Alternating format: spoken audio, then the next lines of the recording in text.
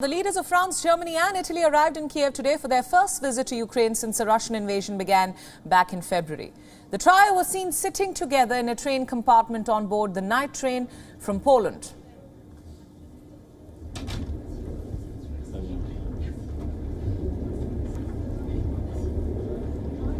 Macron said that they will meet President Volodymyr Zelensky and go to a war site where alleged massacres have been committed. As we can see, this visit is aimed to portray a message of European unity towards Ukraine. Kyiv has been criticizing France, Germany and to a lesser extent Italy for allegedly dragging their feet in their support for Ukraine. Kyiv accused them of being slow to deliver weapons and putting their own prosperity ahead of Ukraine's freedom and security. The visit also comes as Kyiv is pushing for membership of the European Union. On his visit to Romania, Macron voiced a tougher line on Russia and said that Europe needed to send a strong signal to Ukraine and noted that the Ukrainian capital would eventually have to negotiate with Moscow. This, of course, is a very significant meeting. The German Chancellor Olaf Scholz, French President Emmanuel Macron and Italian Prime Minister Mario Draghi are currently in the Ukrainian capital to meet with the Ukraine President Volodymyr Zelensky. All this is happening amid alarming warnings. As we've been reporting, the head of the UN Refugee Agency earlier said that the food crisis stoked by the Ukraine war was set to drive record displacement to more staggering levels, and that, of course, gives greater significance to the meeting between these leaders. And to discuss this further, we are now being joined by our correspondent Trent Murray from Berlin. Trent, thanks so much for joining us. Now, as we've been reporting, the leader of France, Italy and Germany, they're all in Kyiv currently to meet with President Zelensky, of course. A sign of European unity to a certain extent. The visuals have been being broadcast across the world, of course. Macron, for one, has called this an important moment. But is this all just lip service, or will it truly change the course of the war?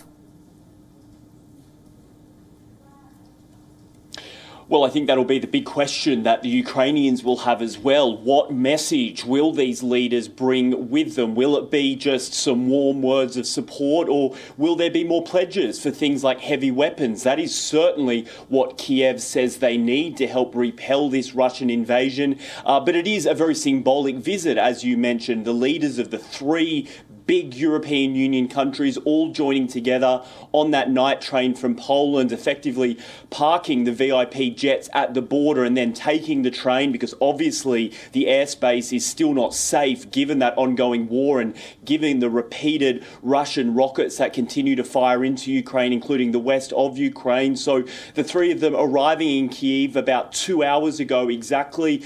They were welcomed by some air raid sirens as they arrived, a stark reminder of just how dangerous the situation is. We don't know much about their schedule yet. All three of the capitals are remaining a little bit tight-lipped about exactly what they will be doing there. But as you say, it won't be just Ukraine watching what happens. It will be the entire world, because Ukraine says it needs a lot more European support to defend itself against Russia. Absolutely, Trent. As you just said, weapons is what Ukraine wants and needs. Kyiv has accused these very nations of being slow to deliver weapons and dragging their feet essentially on delivering more weapons, putting their own prosperity ahead of Ukraine's freedom and security. That is something that Kyiv has said repeatedly. So how will this all pan out when they sit down to talk?